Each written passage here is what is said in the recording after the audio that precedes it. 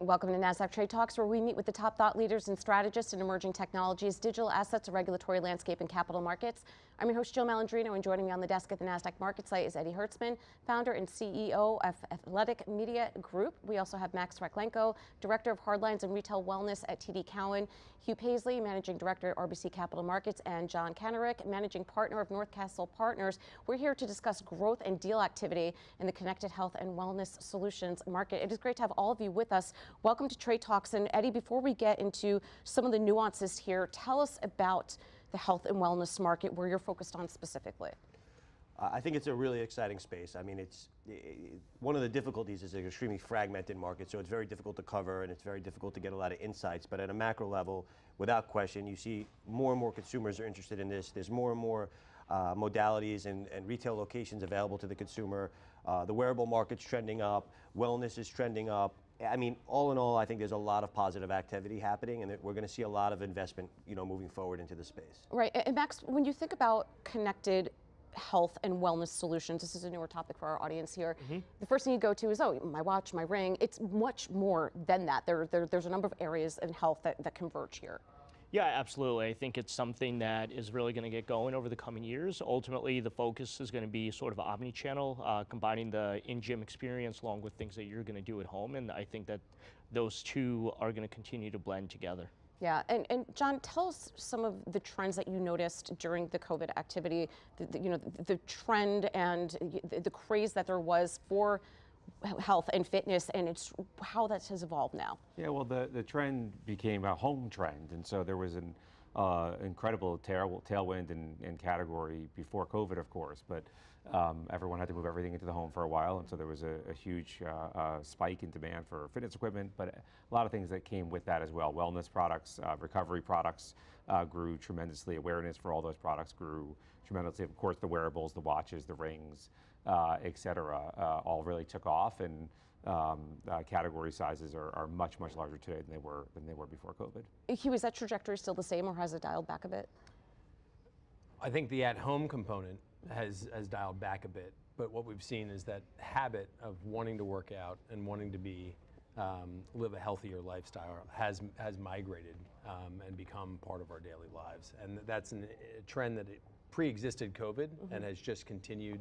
And there's more and more products and services that are available to make that part. Do you think because of these connected apps and almost the way that health and fitness has almost been gamified, that it is keeping people who are into their health and wellness more active and engaged? Absolutely. I mean, when you think about the gym, originally that was an analog proposition. You go there, and once you leave there, whatever happened within those four walls, do you take that forward?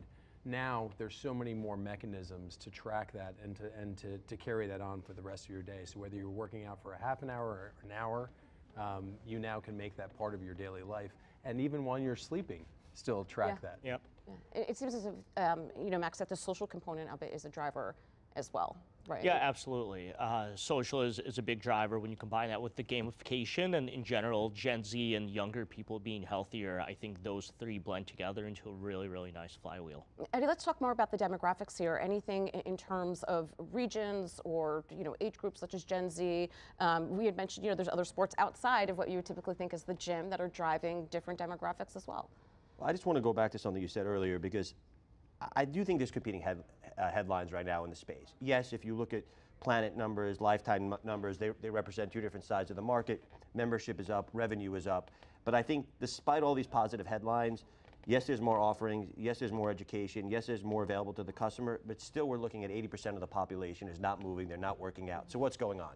We're more tired, we're more depressed, we're more obese than ever before. So the question is, how big is this market?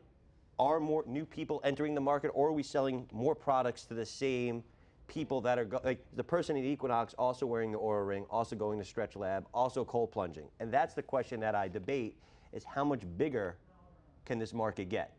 And so when you talk about demographics, yes, Gen Z clearly has an interest in wellness, but now it's messing things up in a different way. They're into the no and low space, so they'll go to the other ships of the world, which is a communal wellness type of gathering, and they'll do that. Maybe then you and I would have gone to Soho House 10 years ago and had a boozy brunch. So there's different things that are taking the place of the traditional, social activity, but I'm still cautiously optimistic about how much bigger the space is going to get, or are we just servicing the same people over and over again? Yeah, well, John, from the VC perspective, how do you address that? You target your advertising differently. I think Planet Fitness did a phenomenal job of increasing that pie that Eddie's talking about. I totally agree with what your premise is, that a lot of these products are being bought by the same 20% or 15% of the population. I think Planet did a phenomenal job by breaking the pricing model, right, and getting a lot of people, and that was the first time we saw the penetration rate of fitness clubs really jump, and it jumped dramatically, and now there's Crunch Fitness and other offerings that are similar in price point but have a more expansive offering. I have an investment in a company called Therabody, and we've expanded the advertising business that used to be very focused on the top of the pyramid, the athletes who were endorsing the business, to a campaign called The Workout Called Life. And we've innovated to bring down our price points quite dramatically, and trying to appeal to people who are working on their feet all day, nurses and UPS drivers, and a much larger segment of the population, and is working quite well. Yeah. Hugh, how influential are influencers in this space, or is that irrespective? To Eddie's point, that 20% who's going to work out and is diligent about it, that I don't feel like as much as is going to change their mind there. Well, I think there's two pieces to that.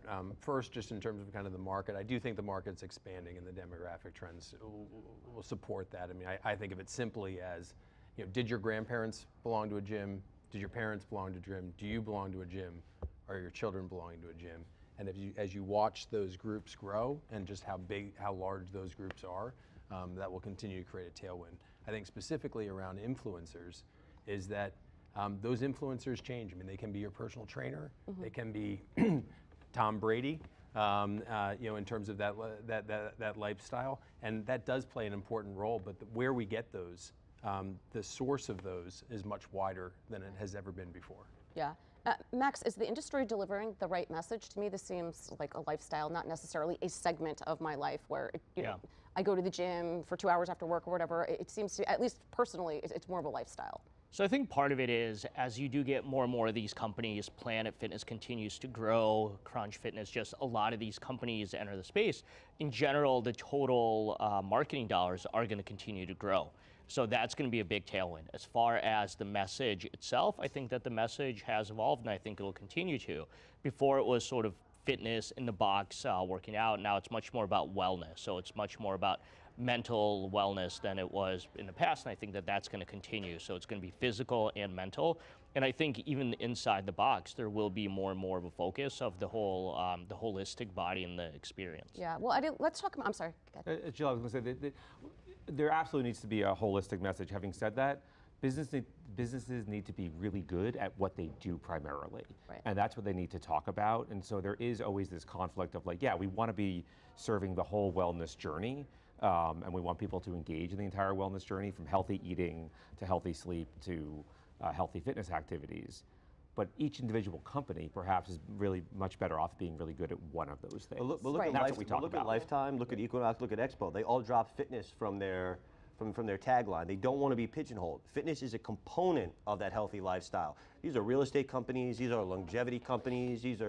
They're in the apartment or hospitality business, so I think that fitness is just one component of what this wellness lifestyle is. I also think Equinox is a little bit of an anomaly, though. I mean, I lived in a building that had an Equinox gym within it, and their portfolio seems to be very different than what I would expect. Your sports club is an example. Yeah, but even you spoke about Planet Fitness, the amount of Black Card members, the amount of people that are spending to upgrade to have the wellness treatments, access to those services. Huge growth for them. What about the impact of GLP-1s on the fitness industry? Give us a high-level overview. I think this is one of the biggest mega trends that's going to impact not just the fitness industry, the apparel industry, the healthcare industry. I mean, look, there's some stats that came out that this is going to unlock another $7 billion of people going to the gym. So I think it's going to move more people in. Well, let's take a step back for a moment. What is a GLP-1, just for context? Well, I'm not a doctor, but right. People are using this to lose weight. It was typically a drug for diabetics, right? Yeah. And so now it's like the compound with Ozempic, Wegovy, that sort of yes, thing. and it's even, you could even get it now through Hims, there's the compound, right? yes. Right. But now people are using it obviously to lose weight, and it's almost a miracle drug because in a very short period of time, you're losing a lot of weight. The downside to this is it causes severe muscle atrophy. So if you're not strength training along with this, there's going to be major side effects. The bounce back is quite severe, and it's quite expensive. So the stats are showing, Harrison and company did a study that shows that if you're twice as likely to work out if you're taking this. So 71% versus 36%. So at a high level, this should, and medically it should, and also I think it's going to also create a certain level of confidence, and it's going to unlock a new customer that's going to go to the gym in a big way. 25 years ago, when I first started covering the health and fitness space, one of the primary reasons that people didn't go to the gym is they felt like they had to work out to go to the gym. Yeah. They had to look a certain way. And that stereotype has been broken down by models like Planet Fitness, like Crunch. But then now with the GLP, it just accelerates that process. So there's still people that are sitting on the sidelines, and now they're getting more involved. Yeah. But it suppresses appetite. What does this mean for the Frito-Lays and the Coca-Colas? I mean, that's a whole other conversation. Right. And we actually did see that effect. I believe it was around this time last year, holiday time with the consumer staples space.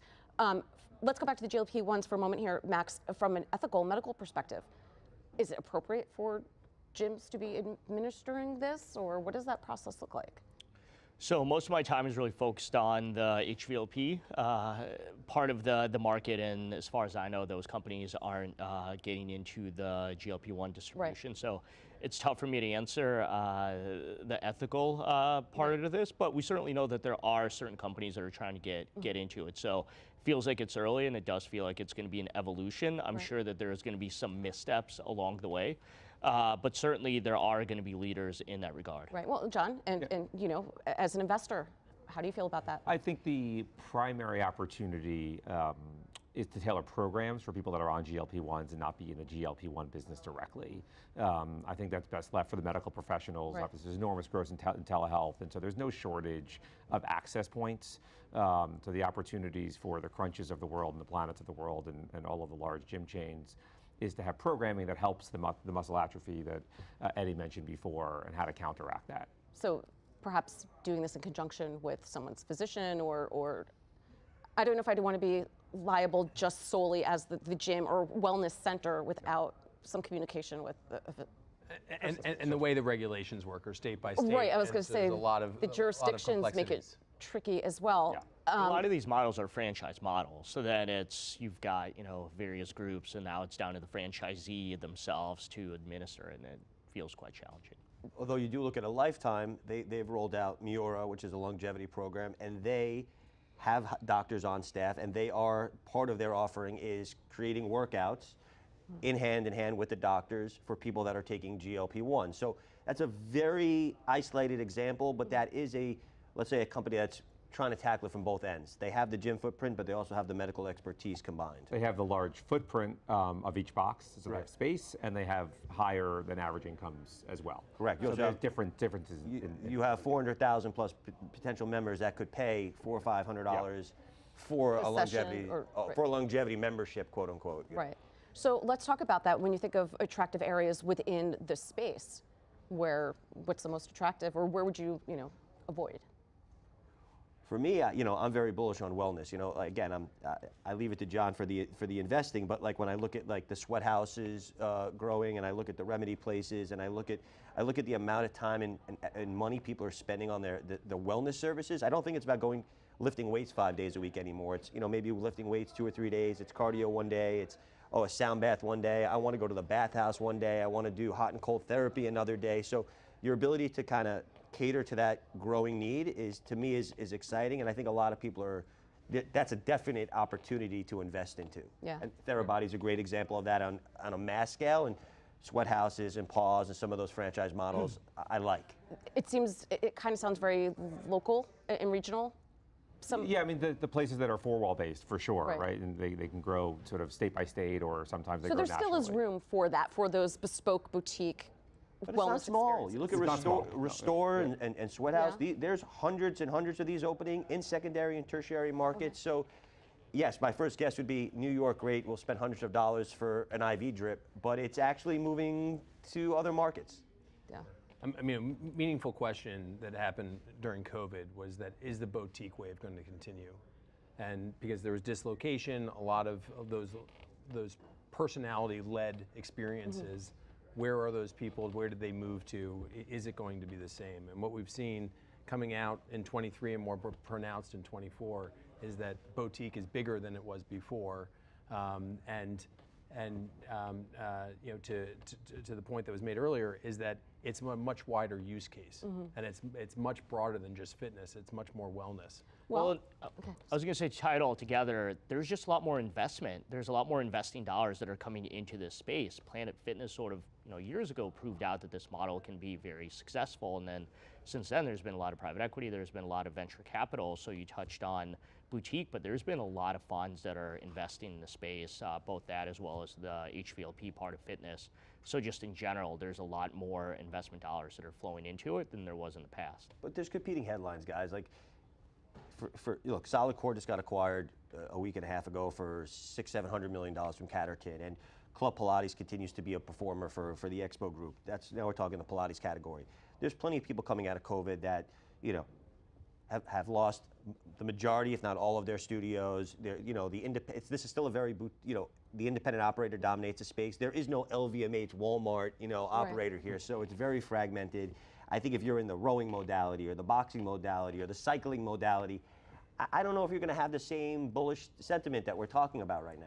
Yeah, I think there's been a separation of fads and trends, and some things that were popular at one point are no longer, and other things I think are much more long-lasting. And there's a really strong reason why Pilates is having the moment that it's having, and I expect it to continue because it's about strength training. Go back to the GLP-1 conversation. What do you need to do? You need to strength train. I think there's increasing awareness by people that sort of, once you get over the age of 30, 35 years old, certainly 40 years old, you need to strength train. You will lose muscle mass if you do not. Yes, GLP-1s are I'm not. very well aware of that. So Hugh, you brought up a great point before, how, and I was surprised to hear that the boutique segment is growing. But if you think about it, Max, also from the retail perspective, where a lot of that money following COVID went into experiences and community and so forth. So I wonder if that's part of the larger trend around that. And we're still seeing it, you know, in larger data regarding consumer spend. Absolutely. I mean, one of the mega drivers of the fitness movement is the social aspect, and it's the identify aspect as well. Is that I identify as this lifestyle, and I want to be social with the people that identify with this lifestyle, and that's what drives a lot of both mainstream fitness. That also drives boutique. That also drives some of the ancillary areas like the sports and pickleball. You know, look at High Rocks. Look at what Christian was able to do. Unbelievable. Unbelievable. Yeah. Yeah, but from a retail perspective, that's great. Your addressable market moves much higher. As you know, I mean, pickleball it's a real sport. It's not like, you know, it's not like you're standing around and doing nothing. You know. Look, at a high level, more people are moving, more people are exercising. This is a good headline for everybody. It's a good trend. Well, at the end of the day, in theory, it should bring down healthcare costs, right? Because we're thinking more preventatively than, you know, I'm morbidly obese and have to start doing something now. That's a more expensive issue to solve versus, okay, let's go to the gym and think about wellness every day. You know, Max, again, from the retail perspective, would you agree that it's more experiential than you know, anything else that you're starting to see?